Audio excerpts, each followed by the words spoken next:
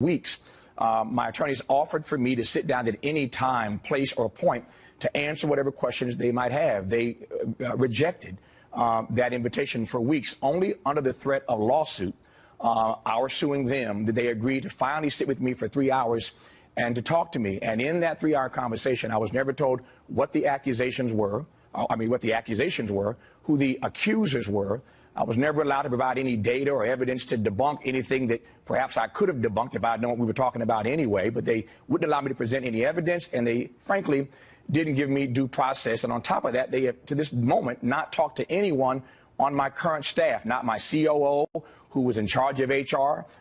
It's mind-boggling to me that they've sort of kind of had this play this game of pick and choose of who they actually want to talk to. And all these persons they've talked to are former employees, some of them who were terminated. I've been at this 30 years. When you're in business that long, you hire people, and some people get fired. But they won't talk to, for whatever reason, my current staff or the person in charge of HR to just ask very simply, did Tavis ever instruct you to make any workplace decision based upon his relationship status? The answer is no, but they won't even ask those questions.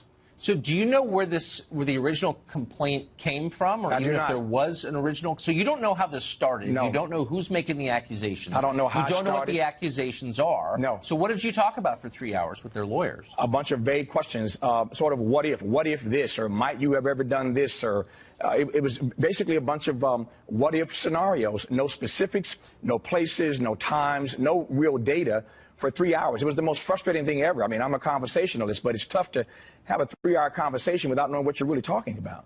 What should the process have looked like, do you think?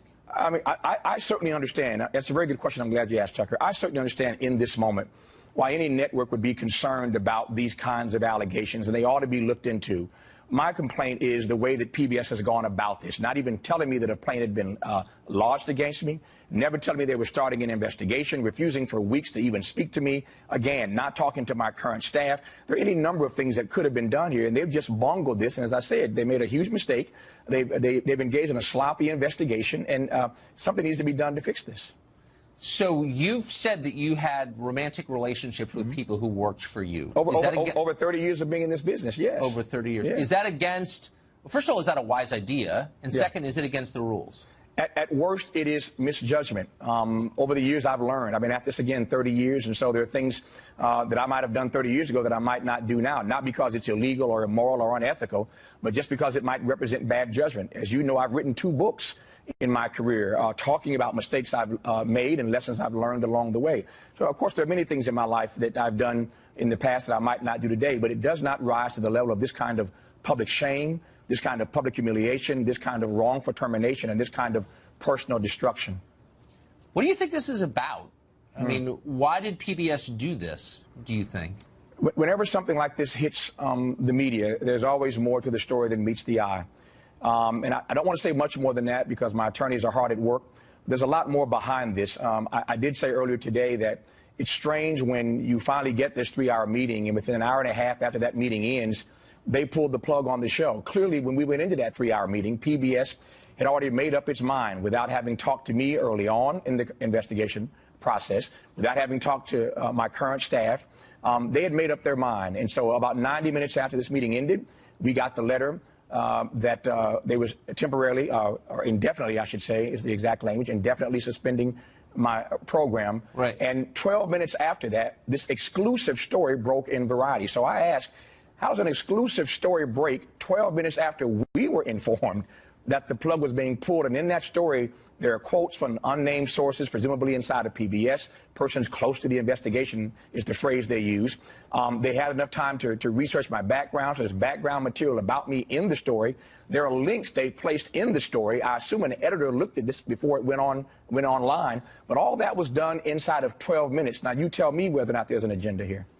Yeah. Well, so do you think the rule ought to be that you're not allowed to date your subordinates? Should that be allowed? I certainly understand that there are persons who believe that there is no such thing as a consensual relationship in the workplace. I hear that.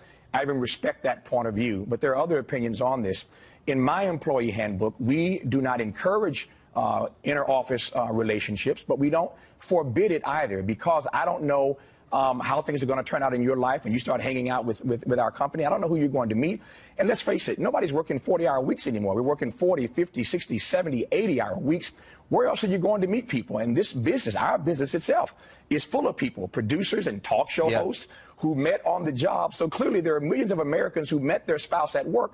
So I just don't think I have the right to tell people who to date. The problem here is that we're starting to criminalize legitimate relationships between consenting adults, and that's a real problem for me. And if this can't be resolved some other way, and if this does, in fact, end up in court, millions of taxpayer dollars are going to be spent by PBS to defend itself, and I don't think the taxpayers want their money spent that way. I've never agreed with you on very much, Tavis, but I have to say I agree with a lot of what you just said, and I appreciate your coming on tonight. My pleasure. Thank you, Tucker. Last week, the fame-grubbing celebrity attorney Lisa Bloom was further disgraced, as if that were possible, by the revelation she sought to make payments to various women in exchange for accusing Donald Trump of sexual misconduct. That is, of course, embarrassing. It's grossly unethical. Could it also be illegal? Mark Fitzgibbons is an attorney and a fundraising law expert, and he joins us tonight. So, Mark, you said that this may present a problem with the FEC. What would the problem be? It's a potential problem.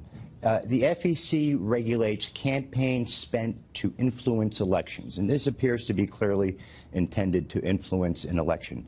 Now, that does not mean this falls within FEC regulation.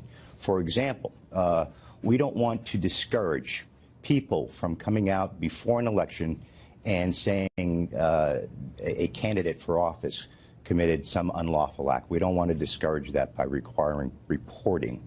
Right. However, the amounts of money here, and it's ironic that the left is so adamantly against dark money. Here we have the left, presumably the left, engaging in use of dark money.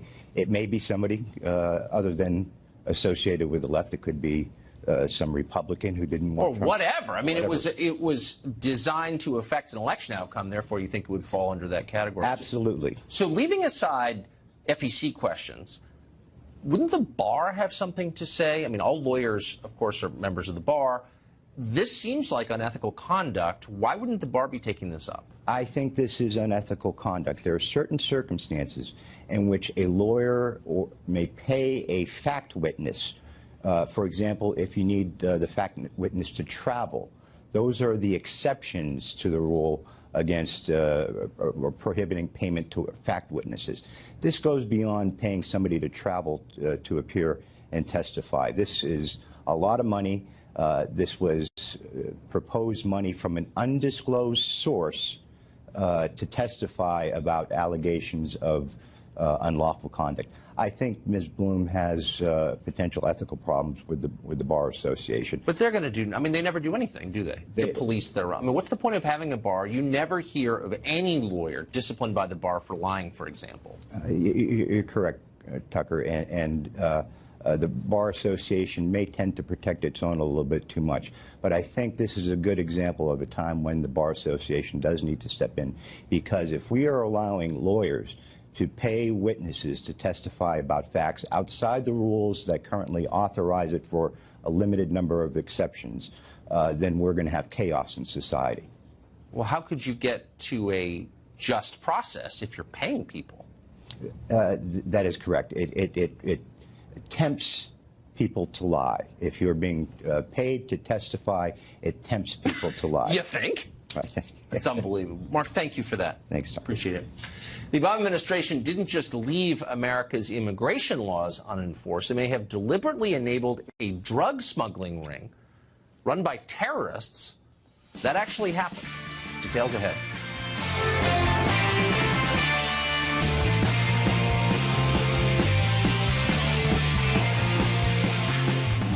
According to a lengthy and extensively reported new piece in Politico, the Obama administration deliberately and systematically undermined a major drug investigation by the DEA for the sake of preserving the Iran deal. The report describes how the DEA unraveled a billion-dollar cocaine and weapons smuggling ring organized by Hezbollah. That is, of course, a Lebanese Islamic group supported by the Iranian government. But instead of helping to bring down the ring, the DEA was blocked by the Justice Department and the State Department, both of which refused to press charges or help make arrests. The apparent goal of all of this? Improving relations with Iran preparatory to the deal.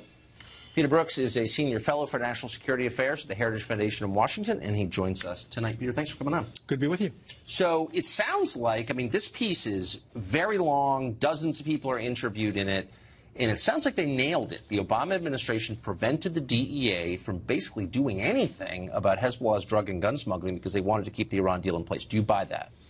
It's certainly possible. In fact, it fits thematically into the Obama administration's general way of dealing with threats, and that is if we're nice to them, they'll be nice to us. So even though we had Iran in a terrible position with the sanctions, they let them off on a number of ways on the nuclear deal, which is the same sort of thing. I mean, there were side deals. They remain a threshold nuclear state. We don't get answers on their nuclear program, no visits to their nuclear military sites. So this kind of fits along the same line. So I think it's very, very much plausible. And it's very troubling because Hezbollah is one of the world's most powerful terrorist organizations. I mean, ISIS, Al-Qaeda, Hezbollah has American blood on its hands, and I think we should have taken the opportunity to take it apart because this money that they were using in the drug smuggling ring, drug trafficking ring, was being used for weapons, was being used to support their alliance with Iran. They're an ally of the Syrian regime of Assad. So, yeah, this is really troubling if it's actually true. Of course, I want to see you hear the other side as well. But so here's the report. Let me just say the allegation is, by the way, that in the absence of enforcement, Hezbollah, working with the Zetas, the drug gang in Mexico, smuggled tons of cocaine into the United States and laundered hundreds of millions of dollars in cash. Here's the other side. This is an Obama administration official on background. Quote, "The world is a lot more complicated than viewed through the narrow lens of drug trafficking. You're not going to let the CIA rule the roost, but you're also not going to let the DEA do it either." Their point is, look, there's a lot of stuff going on here. And DEA's priorities weren't at the top of the list, but America got something out of this anyway in the end. Do you buy that? A bad nuclear deal. That's what we got in the end, really, when you get down to the bottom line. It's possible. And that's why I think we need to hear the other side of the story. I mean, they're going to put a different case out there saying that there were other things we needed to think about to get Iran to the negotiating table, and we had to look aside of this. But my concerns is about Hezbollah. I mean, like I said, this is one of the world's most powerful terrorist organizations, has American blood on its hands.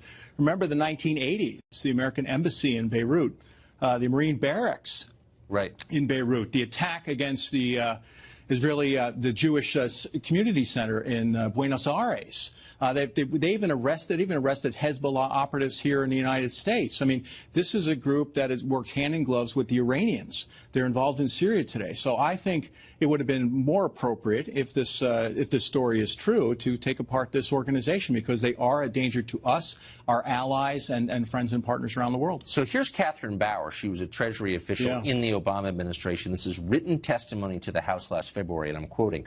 "Under the Obama administration, these Hezbollah-related investigations were tamped down for fear of rocking the boat with Iran and jeopardizing the nuclear deal." It sounds like it was an all-hands-on-deck situation where everything was subordinate to getting this deal. Why was the Obama administration so focused on getting the Iran deal? Well, I thought it was very important. I mean, we all thought it was very important. Like I said, we didn't get a good deal, but we also thought that stopping Iran from moving forward with its nuclear weapons program was critically important. So I think that's what they would argue, and I think they should have an opportunity to do that. This also may be something that Congress wants to look into. I mean, this is a very explosive report and should be very concerning as we go forward in terms of our dealings with Iran. Thankfully, it appears to me that the Trump administration is taking a very different view on this and putting more pressure on Iran and countering them wherever they can. If you counter Hezbollah, you counter Iran. And I don't think we're in a better place today with Iran than we were previously. I think things have actually gotten worse considering what they've done in Syria, the Shiite crescent they're creating, the instability in Lebanon, what they're doing in Yemen, what they're doing in Iraq, Afghanistan.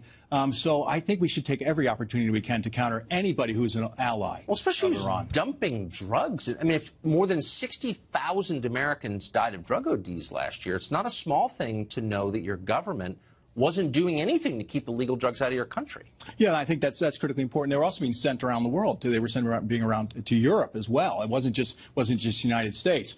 But there's also this terrorism angle that I don't want it to overlook. No, I agree with that. Peter Brooks, thank you. Thank you. Robert Mueller's investigation was just accused of improperly seizing thousands of emails from the Trump transition team. We'll break down the latest blow to the apparent legitimacy of that investigation next.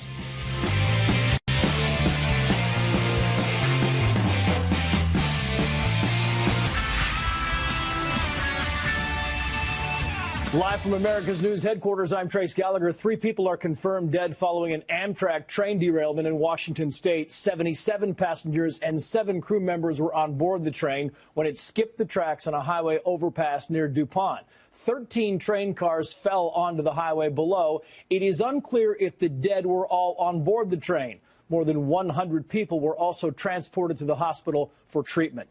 Vice President Mike Pence delaying his Mideast trip until early next year. This is the second time the trip is delayed as Congress tries to pass a sweeping tax reform. Republicans hold a narrow 52-48 majority in the Senate, and if Tuesday's expected vote is a close one, Vice President Pence might be called upon to cast the tie-breaking vote. Mr. Pence will now leave for the Middle East on January 14th. If news breaks out, we'll break in. I'm Trace Gallagher, now back to Tucker Carlson tonight. The last couple of weeks have raised a number of legitimate questions about Special Counsel Robert Mueller's investigation into Russian collusion. A number of members of the investigative team over there have been exposed as intense Democratic partisans. Now, President Trump's lawyers have accused Mueller's team of improperly seizing transition emails without bothering to supply a warrant or even a subpoena. They just took them. Mark Stein is an author and columnist, and he joins us now to put this in perspective. Mark, can you just take things? Well, apparently you can if you're a so-called independent counsel. I mean, I should come the unassimilated foreigner with you here, Tucker, and say that I don't think there should be a 2.5-month transition between governments, which is unique to the United States in the developed world.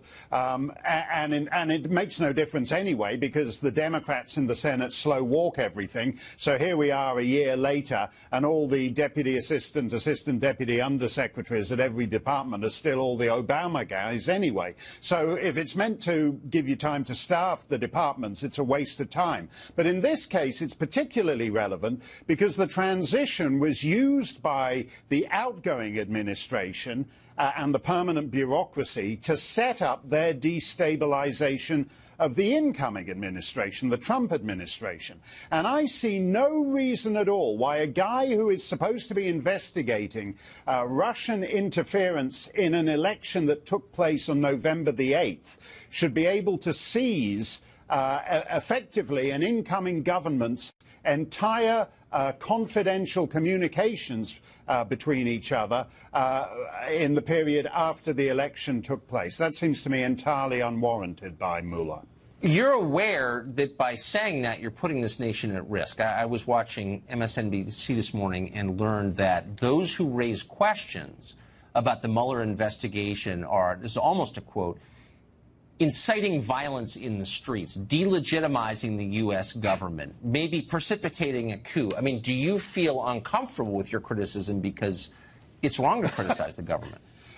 No, because it's Mueller and the whole independent counsel that is designed to delegitimize the institutions of government, starting with the president. By the way, while we're at it, Mueller is the last guy on the planet who should be an independent counsel, because he's not independent of anything. He used to work for Paul Manafort's former law firm. He's connected with everybody. Ever since he was appointed, for the last 6 months, I've sat and watched Fox, and I watched MSNBC and watched CNN and all the others, and an endless parade of Beltway insiders saying, well, I've known Bob Mueller since 1972, and you couldn't find a straighter arrow. He's an Eagle Scout.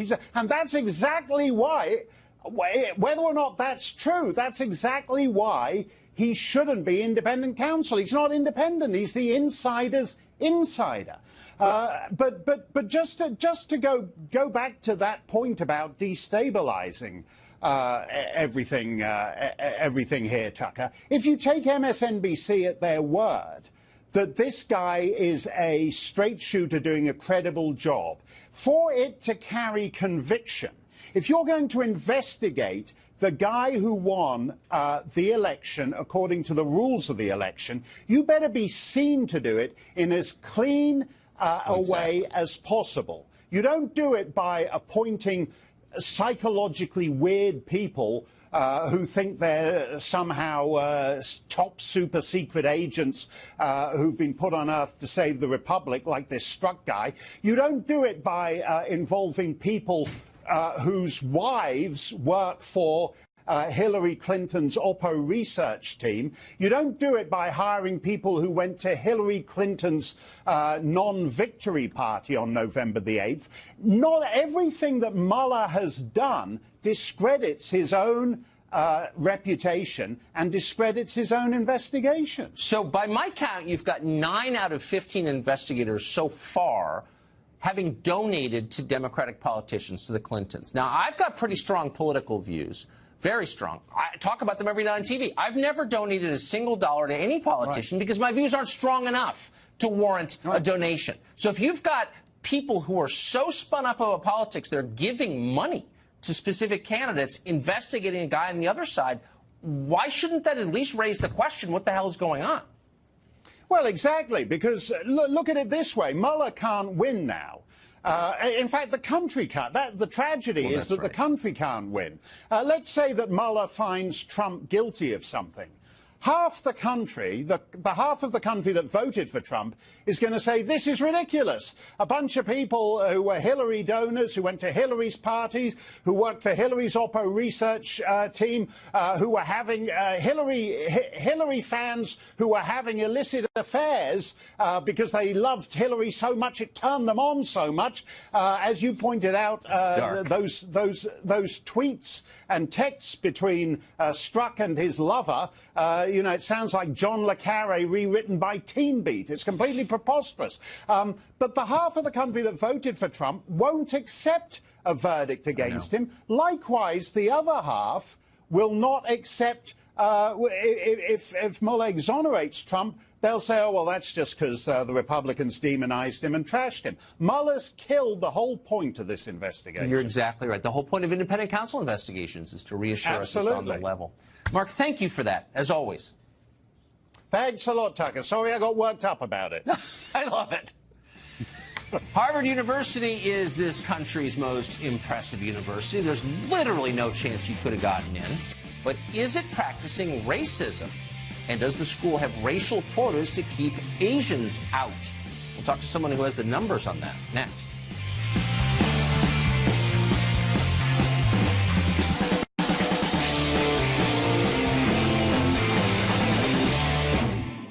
Harvard is America's oldest, richest, and most prestigious university. Super impressive people go there. It's not a power to be taken lightly, but a small group of activists is determined to go head-to-head with them. We sat down recently with Edward Bloom. He's the president of Students for Fair Admissions. They are suing Harvard for anti-Asian discrimination. Watch. Mr. Bloom, thanks for coming on. My pleasure. So Harvard intentionally controls the number of Asians who are admitted. That seems like the clearest if true, the clearest possible example of racial discrimination you can imagine. It's racial discrimination, and it's a quota. The quota today is against Asians, much like the quota back in the 1920s and 30s was against Jews. In 1992, 19% of Harvard's incoming freshmen were Asian. In 2013, 18% were Asian. During this period of time, Tucker, the number of Asians applying to Harvard came close to doubling. Now, is this just a coincidence that every year from 92 through 2013, the numbers stay the same? That's not a coincidence. Maybe they just didn't do well enough on the SAT. Oh, I don't think so. Oh. I think studies have been done for the last 2 decades that show that Asian Americans score about 140 points higher than their white counterparts, 270 points higher than Hispanic applicants to Harvard and the Ivy League, and 450 points higher than African Americans. So let's stop pretending this is real. Everybody knows it. Everyone with kids applying to college knows this is happening. There's really no debate about it. People involved in it will admit it after 2 drinks. And so why is this permitted to continue when it's so clearly racial discrimination and against the letter and the spirit of laws banning this kind of thing? Well, 70% of Americans believe that a student's race or ethnicity should not be a consideration in college admissions. Sadly, there are 2 institutions that we're fighting against. Number one, college administrators and bureaucrats and admissions officers are wed to the idea that your race should be used to help you or your race should be used to harm you in your admissions process. That's the big problem. So of the why academy. is this different from the practices we rightly decry from, say, the 1950s, where institutions punished people and rewarded others on the basis of factors they couldn't control, like their race? Why is this different? Well, it's not different. Racial preferences that favored whites back in the 40s, 50s, 60s, and 70s was wrong. Yeah. Now racial preferences that favor African Americans and Hispanics, that's wrong as well. You cannot remedy past discrimination with new discrimination, and that's what colleges are doing. But the argument is that nobody is hurt by this, but it sounds like you have numbers that show the opposite. So the question is, how can you get documents that prove intent here? Well, this lawsuit against Harvard is now in its third year. Harvard, by order of the court, had to turn over 6 years of admissions data to us. Our experts have analyzed that data. They've compiled a huge report that will be submitted to the court. And sooner or later, the American public will have these numbers that they can analyze themselves. And we think it will be incontrovertible that Harvard is discriminating against Asian Americans specifically. And is Harvard denying it, just to be clear? Yes. Yes. They're saying this is not going, it's just accidental that the admissions rate for this one group is exactly the same, even though its population has doubled. It's a coincidence that Harvard doesn't really put a thumb on the scales. They're weighing holistic admissions criteria, such as leadership abilities and sociability, much like they did with Jews back in the 1920s and 30s. Mr. Bloom, good luck in your suit. Thank you, keep us posted. Thank you. Thank you. Whether Harvard currently has a quota system, and it does, or not, one visiting professor thinks it should.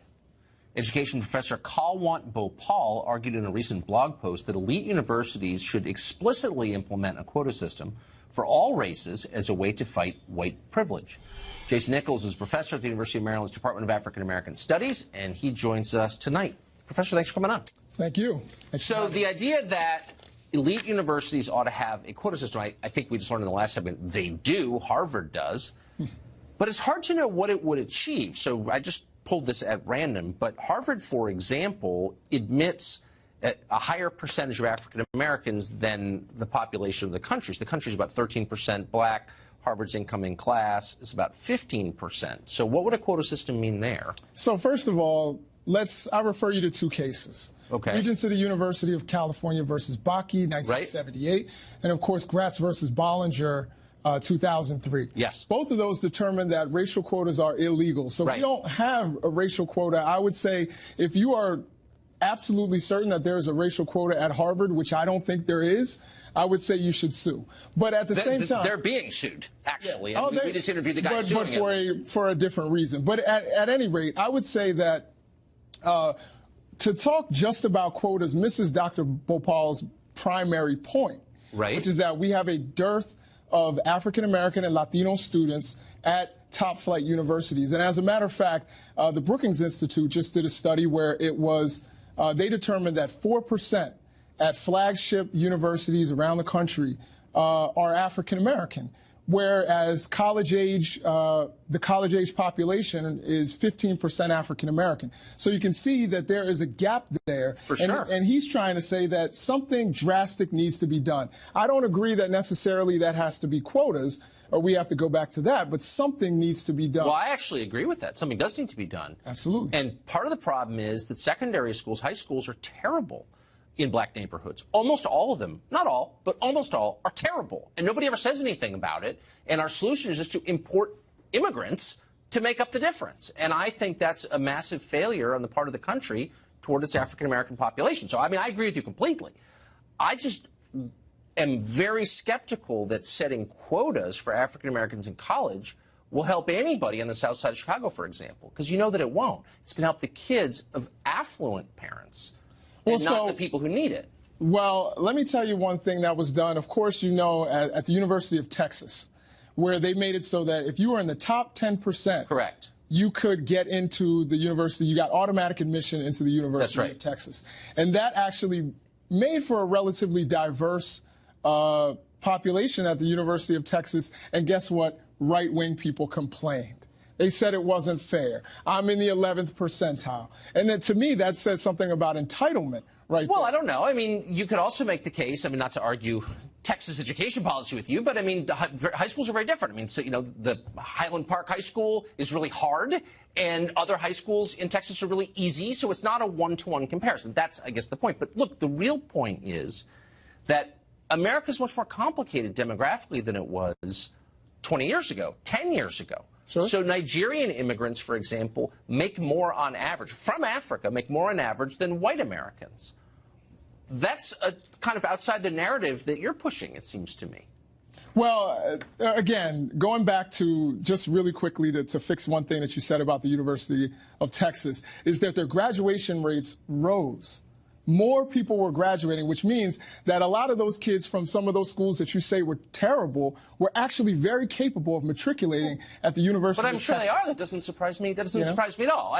Look, I mean, there are a ton of smart kids in all neighborhoods. I'm not saying that. I'm just saying, look, the truth is you can meddle with the admissions policies at elite universities all you want, and it doesn't change the core problems, which is, you know, the schools are terrible. The overwhelming majority of kids don't have a dad at home. I mean, these are not problems that are solved in an admissions office, but we ignore those problems and pretend that Harvard can fix them. Well, I think absolutely there are social issues that we need to fix, but I still think at the same time we need to recruit students from all different backgrounds, because one of the things that's been proven in many different studies is that diversity actually helps all students. Learning in a diverse environment, economically, racially, and ethnically, actually helps all students, and that includes affluent white students. Good. Well, let's see if this, since you believe in diversity, does this number bother you? So the percentage of Americans who identify as white Protestants is about 30%. At Harvard, white Protestants make up about 17%, less than 17%. So they're dramatically underrepresented, far more underrepresented than black students at Harvard. Is that a cause for concern? Why wouldn't we care about that if we care about diversity? So you are. I think we need to look up. I'm using the rules that you set to ask you a sincere question. Here's the question. Should all groups benefit from diversity or just ones you like? Are we saying that? Are you trying to tell me right now that white students are the minority? I'm saying affluent white students. So let's talk about. No, I'm actually saying factually that the white Protestants of all income levels are dramatically underrepresented at Harvard. So if it's a concern that this group or that group is underrepresented, why wouldn't that be a concern? Because you don't like them? Well, let's talk about universities nationwide. Well, how about just Harvard? You have plenty of Harvard. Why just talk about Harvard? We're talking about university education. Because I happen to have the numbers right here, so just answer. Okay. Does it bother you that here you have? I don't know, because I don't believe that white Protestants are underrepresented when I just gave you statistics from the Brookings Institute that says that blacks are underrepresented nationwide. Absolutely. No, and I didn't. And white Protestants. I didn't contest that, but white Protestants are dramatically underrepresented at Harvard, the most prestigious college in America. And I'm just saying, if the goal is to make sure that each group what historical issue has kept white Protestants